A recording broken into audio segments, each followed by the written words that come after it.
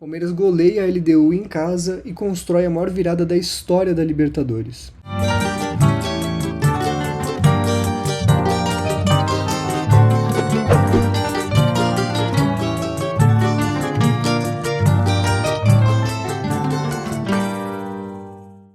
Bom, vamos entender por onde passa, né, essa vitória do Palmeiras. Como que o Abel conseguiu construir um 4-0, até de certa forma com uma certa facilidade, né?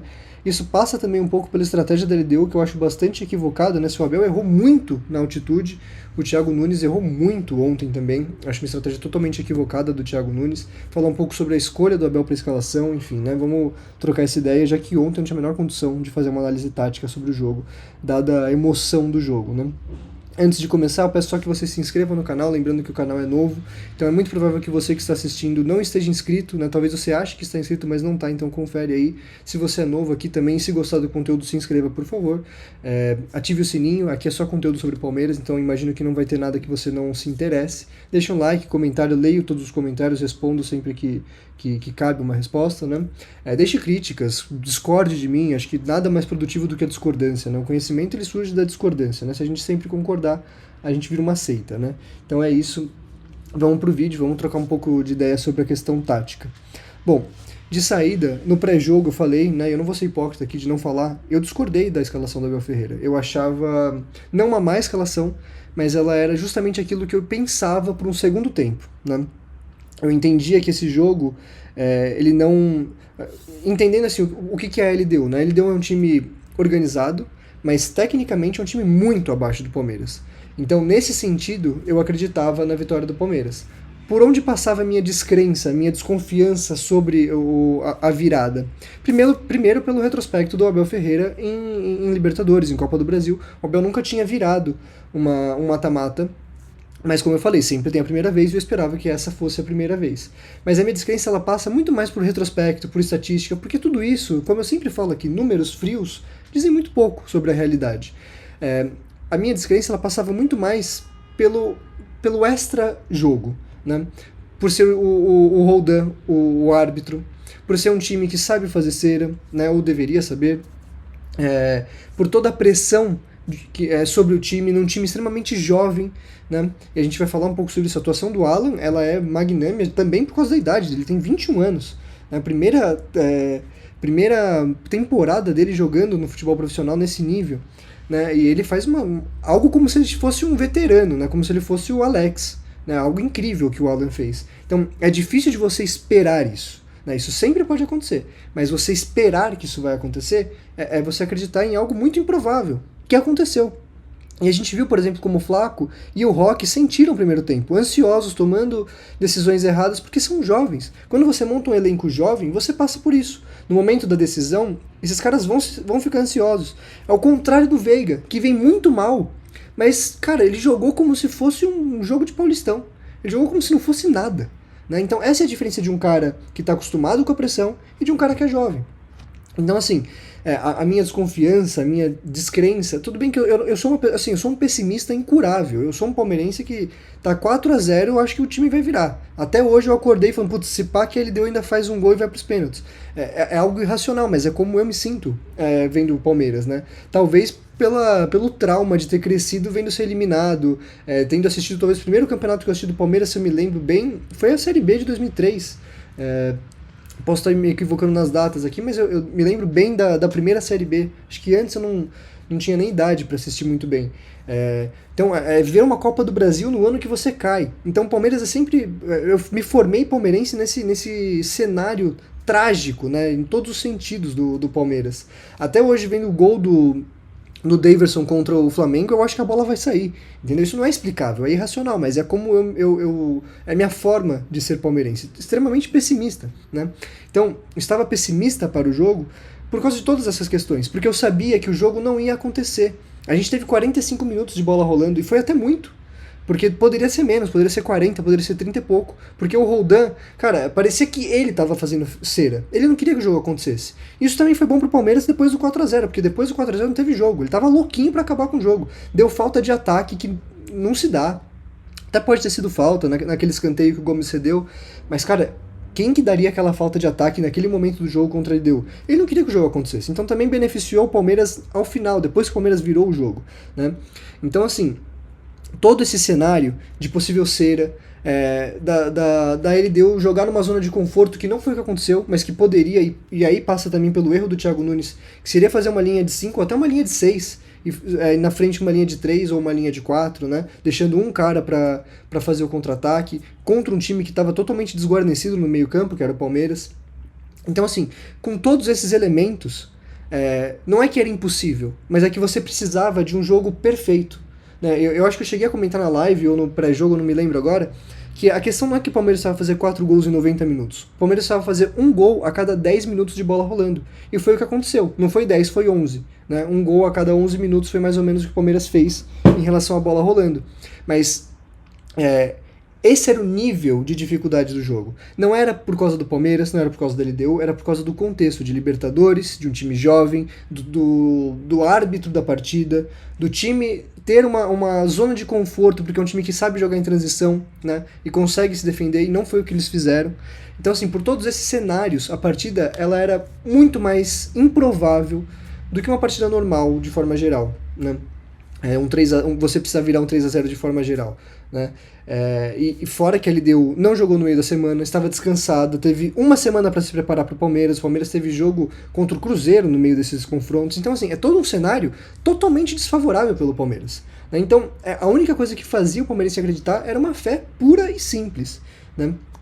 Agora, como que o Abel Ferreira conseguiu contrapor tudo isso? Porque a partida de fato foi perfeita. Se ela não foi perfeita, ela foi 99% perfeita. A gente pode deixar um asterisco naquela bola que o Vitor Roque, num contra-ataque de 3 contra 1, ele poderia ter tocado pro Alan ou pro Sousa, se eu não me engano, e ele chuta em cima do zagueiro, né? Ali acho que é um erro que você não pode cometer quando você precisa ser perfeito. Mas mesmo assim a gente conseguiu fazer os 4 gols, mesmo com esse erro, né? Mas assim, é uma partida perfeita, e era exigido do Palmeiras que fosse uma partida perfeita. Quando o Abel coloca essa escalação, ele dá um recado muito claro: ou eu vou ganhar de 4-0, ou eu vou perder de 4-0, não tem meio termo.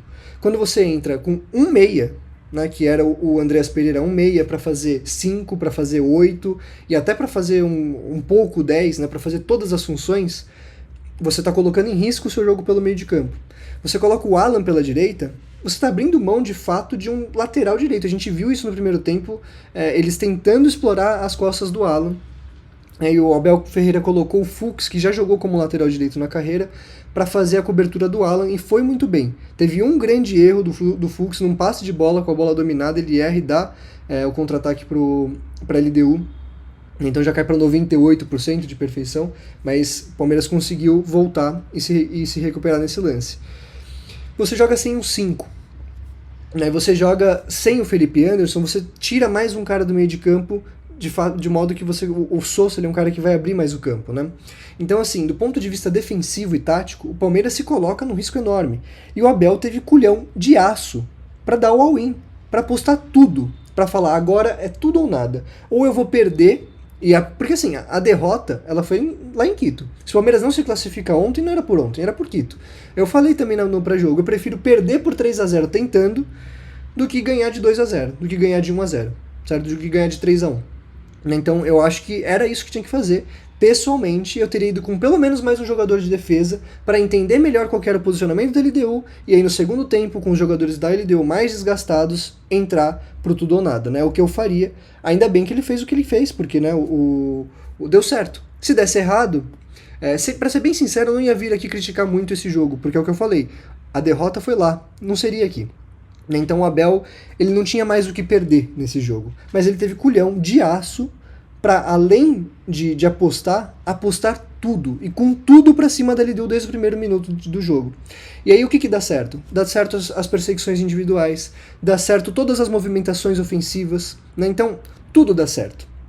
E quando tudo dá certo, né, a gente tem que dar os louros a quem? Ao treinador. Quando tudo dá errado, a culpa é do treinador. Agora, quando tudo dá certo, a culpa também é do treinador. Da mesma forma que quando todo mundo joga mal, a culpa não é dos jogadores, é do treinador. Quando todo mundo joga bem, a culpa também é do treinador, né? Então o acerto é do treinador. Então essas coisas, elas são para bem e para mal. Da mesma forma que a noite mágica propiciada pelo Abel Ferreira, ela só é mágica porque a gente teve uma outra noite mágica ao contrário lá em Quito. Porque o time da virada só é o time da virada se ele sai atrás, né? E eu não tô reclamando, né? Eu não queria nada diferente. Eu gosto da tragédia que é o Palmeiras, né? Para bem e para mal, da loucura que é esse time, que é você ganhar sempre sofrendo, né? E é um sofrimento com requintes de crueldade sempre, né? Se eu gostasse de 1-0 e defesa intransponível, seria corintiano, seria palmeirense, né? Isso jamais aconteceria comigo. Mas, enfim, eu justamente gosto da loucura que é o Palmeiras, né? Agora, o fato é, o time da virada só é o time da virada quando ele sai perdendo recorrentemente, né? Você só tem uma noite mágica de uma virada de 4-0 quando você perde o primeiro jogo por 3-0. Então, tudo tem um lado positivo e negativo da história, né? Bom, de todo modo, vamos entender a questão tática do time de fato, né? Por onde passou a vitória do Palmeiras contra a LDU. Bom, hoje eu vou começar pelo campinho de calor, porque eu quero também falar um pouquinho sobre a estratégia do Thiago Nunes. Quando saiu a escalação da LDU, eu imaginei que ele faria justamente isso que o SofaScore colocou aqui, um 5-3-2, o que me preocupou muito, porque como eu comentei na live, né, se você tem um 3-5-2, né, ou um 5-3-2, o que acontece? Você consegue com uma certa facilidade isolar o Lopes e o Flaco, porque você tem dois zagueiros que podem pegar neles e um ficar na sobra, que seria o Adé. Você consegue dar liberdade para os seus alas marcarem os alas do Palmeiras, Piquerez e Alan, e você teria os três meias marcando os três meias do Palmeiras, Andreas Pereira, Sousa e Maurício. Você faria tudo isso tendo um cara na sobra. E aí você teria dois caras para correr, para colocar a zaga do Palmeiras para correr para trás, o Alzugaray e o Medina, né, em cima de Gomes, Fux e Murilo. Isso me preocupou muito no pré-jogo, né? O encaixe tático, o que eu falei, se o Palmeiras não encaixar desde o começo, vai sofrer. Porque é uma bola que escapa, dá merda. E a gente viu isso acontecendo contra o Flamengo, a gente viu isso acontecendo contra a LDU lá em Quito. A diferença é que hoje encaixou. E não é só que hoje encaixou, não é por acaso que encaixou, não é, lá não encaixou, aqui encaixou. Encaixou porque hoje foi bem feito. Encaixou porque hoje não tinha altitude. Encaixou porque ontem, não tinha Emiliano Martinez e Veiga, que são jogadores posicionais. Não são jogadores para jogo que você vai fazer perseguição individual. Encaixou porque hoje Palmeiras jogou contra um time que também errou taticamente. O Thiago Nunes não foi no 3-5-2 nem no 5-3-2, ele foi num 4-4-2. E isso deu ao Palmeiras todas as armas que o Palmeiras precisava também. A gente sempre, claro, eu sempre vou analisar mais o Palmeiras, ganhando ou perdendo, mas o time de lá também tem que cometer erros e acertos para ganhar ou perder. Você não joga sozinho futebol, né? Então quando o Palmeiras ganha, tem os erros do adversário. Quando o Palmeiras perde, tem os acertos do adversário. Eu falei que o Felipe Luiz foi gigante no confronto contra o Abel. Não é só que o Abel foi mal, o Felipe Luiz foi muito bem. E o jogo da LDU na altitude foi talvez o melhor jogo da LDU no ano. Foi muito melhor do que o jogo contra o São Paulo, muito melhor do que o jogo contra o Botafogo, né? Então, assim, tem o acerto e tem o erro dos dois lados. Isso é inevitável, certo? Só que a LDU, né, eu imagino que o mapinha vai poder explicitar isso pra gente, não cheguei a olhar o mapinha da LDU. Então, quando a gente vem aqui pro mapinha da LDU, a gente tem o quê? Os dois zagueiros, o Adé e o Mina, um lateral esquerdo que é quase um zagueiro, né? De fato, ele, em momentos defensivos, muitas vezes, né, o Coelho ele descia para marcar o Alan, né, e o Leonel Quinones vinha para fazer um terceiro, mas ele é muito mais um lateral quase parecido com o que o Marcos Rocha fazia, né, no Palmeiras, do que um zagueiro. E aqui o Quinteiro. Então vocês veem muito claramente, né, esse 4, nessa linha de 4 defensiva, os 4 ou até 5 aqui, né, o Conejo e o Medina, mais o Conejo e o Medina um pouco mais avançados, né, mas também voltando, isso se impõe também por causa da ofensividade do Palmeiras, mas esse 4-4-2, né, ou 4-2, ou um 4-5-1. O ponto é, a LDU não marcou em linha de 5 ou em linha de 6. A LDU tentou ganhar de novo o jogo, né, ela dobrou a aposta. E isso pra mim é um erro crasso do Thiago Nunes. Eu falei na live, né, no pré-jogo, eu iria no 5-3-2 da LDU, E eu faria 10 minutos de pressão alta no Palmeiras. Porque você tem... se você tomar um gol, o jogo não tá acabado ainda. Pensando como ele deu, né? Pensando como o adversário faria. Então, eu faria pressão alta no Palmeiras, por quê? Porque o Palmeiras não tinha gente para aguentar essa pressão alta. O Palmeiras estava todinho no ataque. Se você faz pressão alta, você coloca esse time em dificuldades. Se você encaixa a pressão alta. E a LDU tentou, de fato, mais ou menos fazer uma pressão média, né, desde o começo do jogo. Mas a diferença do que eu imaginei que a LDU faria e do que ela fez, é que a LDU jogou como se estivesse 0-0. Ela não fez uma pressão alta e depois estacionou o ônibus, né? Ela fez um jogo como se tivesse 0-0, ela tentou o tempo inteiro ganhar. Ela deu contra-ataque pro Palmeiras. Aquele lance do Vitor Roque, que eu falei que foi um erro, é um contra-ataque de 3-1. Um time que tá ganhando de 3-0 não pode dar esse tipo de contra-ataque. Então a partida do Thiago Nunes, ela é tão equivocada quanto foi a partida do Abel Ferreira lá em Quito. E é justamente isso que eu tô falando. O Thiago Nunes foi muito bem e o Abel foi muito mal lá. Por isso foi 3-0. E ontem o Abel foi muito bem e o Thiago Nunes muito mal, e por isso foi 4-0. Não só por isso, porque, né, a diferença técnica também do time permite que o Palmeiras fizesse um placar melhor do que o da LDU, mesmo num contexto mais desfavorável. Então, é toda uma questão, é todo um contexto para que as coisas dessem certo, né? E aí, como que o Abel Ferreira preparou esse time? Né, ele jogou meio que num 4, né, se a gente considerar o Fux de fato como um lateral, porque eu imaginava que a gente jogaria num 3, com o Fux na função de 5, né, nessa função mista de 5, e não foi o que aconteceu, tá? Não foi o que aconteceu. O Fux, ele funcionou praticamente como um lateral pela direita, deixando que o Alan e o Sousa fossem pontas. Isso é muito interessante, e é por aqui que passa a vitória do Palmeiras, tá? O Abel Ferreira foi muito inteligente. Eu comentei isso no pré-jogo. O que o Palmeiras precisava fazer? Precisava de jogadores para largar o campo, ele precisava que o Flaco saísse da referência de área para você tirar a referência da zaga e tornar mais difícil a marcação, para que você pudesse infiltrar com, de um lado, Vitor Roque e Sousa, e do outro com Alan e Maurício. Talvez eu teria entrado com o Felipe Anderson no lugar do Maurício, né? Mas isso era o que você tinha que fazer pensando num 5, né? numa linha de 5. Numa linha de 4 isso é ainda mais fácil, porque se você tira o Flaco Lopes, os dois zagueiros não tem quem marcar, porque o Vitor Roque ele joga em facão, né?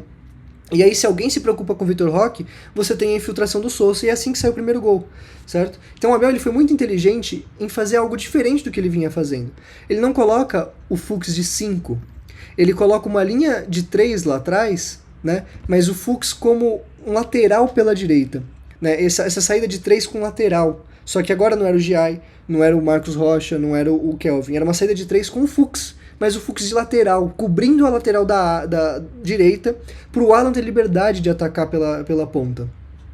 A mesma coisa que o Piquerez fazia na lateral esquerda, só que com mais ofensividade, porque aí você tem esses 3 que ficam lá atrás e o Piquerez avançando, como isso o Abel já vinha fazendo há algum tempo.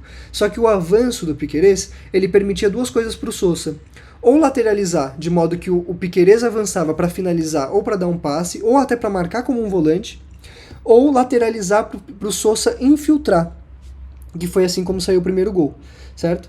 Então, ao você colocar Sousa e Alan nas laterais, você alarga e você tira de dentro da área a zaga do Thiago Nunes, que de fato, sendo de 4 e não de 5, torna pior ainda a situação da LDU. Ao tirar o Flaco Lopes da área, você tira a referência de marcação. Então você permite maior possibilidade de infiltração do Vitor Roque, do Sousa, do Maurício, do Alan, de quem for, né? E você colocando o Vitor Roque para brigar entre esses zagueiros, principalmente contra o Adé, que é um zagueiro extremamente fraco tecnicamente, a tendência é que você ganhe mais duelos do que ele.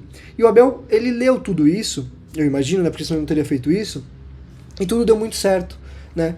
O Abel ele foi perfeito ontem. A escolha tática do ponto de vista ofensivo, ela é perfeita, e a escolha defensiva, você precisava ter um culhão de aço para fazer, porque era um erro e a LDU saía na frente do placar, e se a LDU saísse na frente do placar, acho que o jogo acabava até animicamente, né? Mas defensivamente o Abel ele sai gigante, porque ele dá o all-in e ele ganha. E ofensivamente ele foi perfeito taticamente. Ele conseguiu ler tudo o que precisava ser feito, né? E eu falei disso no pré-jogo, né? Eu falei que o Palmeiras precisava ter o Flaco Lopes como um 10, fora da área, porque se ele colocasse os dois atacantes na área seria fácil de marcar. Ele precisava de jogadores que alargassem o campo para tirar a zaga da LDU de dentro da área, né? Então quem gosta de vir aqui me encher o saco nos comentários falando que eu entendo mais de futebol do que o Abel, gente, não é isso. Quem se propõe a analisar tática e estudar tática é um analista tático. Né? Não que eu seja formado em análise tática, nada disso, mas eu me proponho a fazer análise tática. Técnico é outra função. Eu não sou melhor do que o Abel, eu não sei mais de futebol do que o Abel, mas eu me proponho aqui a vir ler o jogo. E eu faço pré-jogo em jogos decisivos justamente para que não tenha argumento sobre o que eu estou falando. Tudo isso eu falei no pré-jogo.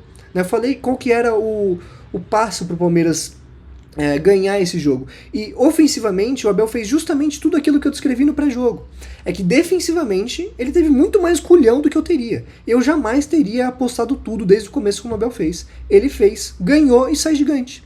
E se ele ganhasse a Libertadores e o Brasileirão, ou a Libertadores ou o Brasileirão, não vai ter mais argumentos para dizer que o Abel não é o maior treinador da história do Palmeiras. O melhor, eu acho que sempre tem discussão. Né? É como a discussão sobre Ronaldinho, Ronaldo, Neymar. Sempre vai ter discussão. Né? Agora, o maior, se ele ganha o Tetra, se ele é tri da Libertadores, aí eu acho que não tem mais discussão, né? O Brasileirão talvez a gente até possa discutir. Eu sempre falo aqui que o Abel tem 5 grandes títulos e 5 títulos menores, né? Então para mim o que conta são os grandes 5, que já colocam ele entre os 3 maiores, no mínimo, né? Ali junto com Oswaldo Brandão e Felipão. Dá para discutir sobre o Lucha também, nesses 3 maiores, mas se ele ganha a Libertadores não tem mais discussão, né? O Abel Ferreira é o maior técnico da Libertadores, ganhando essa... também da Libertadores, né? Acho que entre os clubes brasileiros, né? Enfim, se a gente vir aqui pro campinho, né? Eu imagino que seja claro tudo que eu falei lá, mas o que a gente tem, né? O Fux dando liberdade pro Alan subir.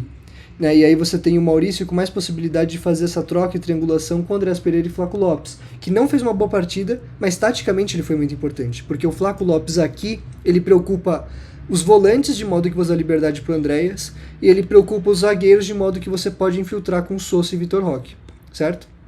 O primeiro gol é isso daqui, tá?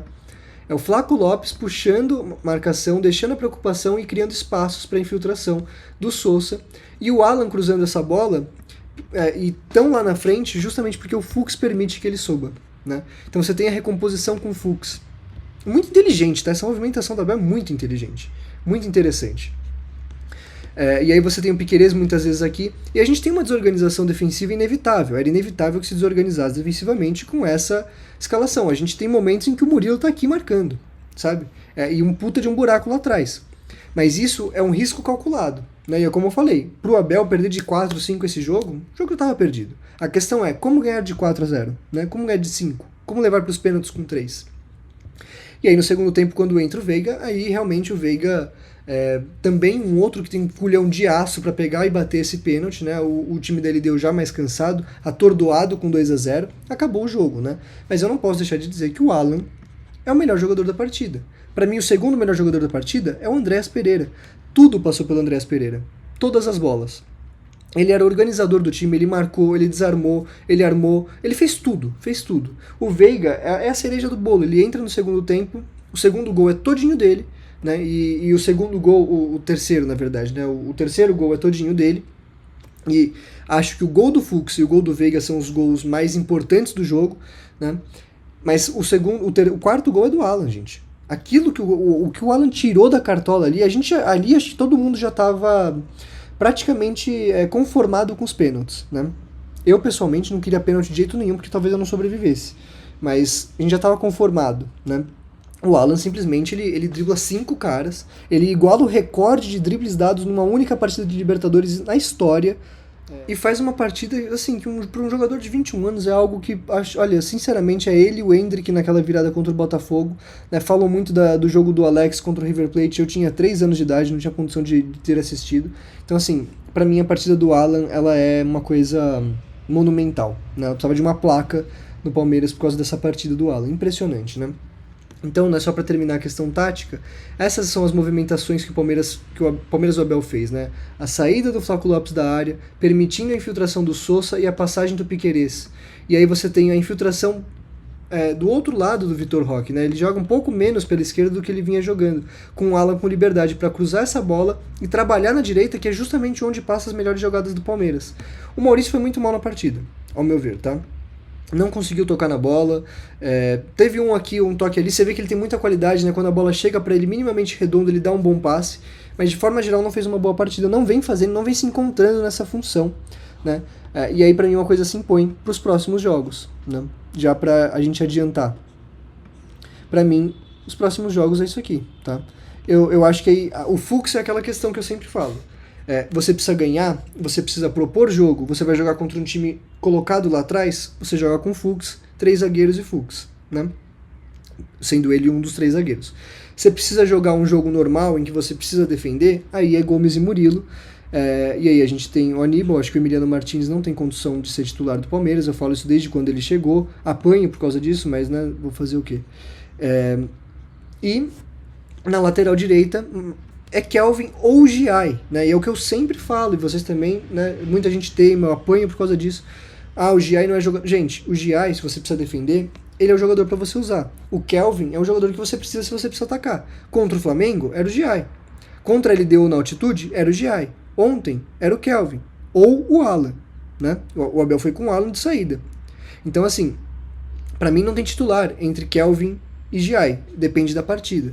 A questão é, o Palmeiras, para mim, passa por isso daqui a partir do próximo jogo. Eu ainda acho que o Felipe Anderson tem que ser titular.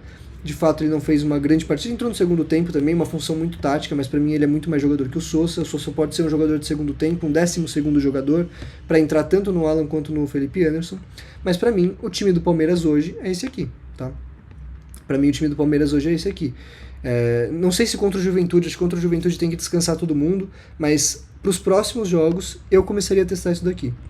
Por quê? Principalmente, o Alan teria liberdade para aprofundar esse campo, ele teria liberdade para centralizar, e ele teria também a possibilidade de ajudar o Andréas Pereira a fazer essa função de 8, que o Andréas hoje é muito preso nessa função, né?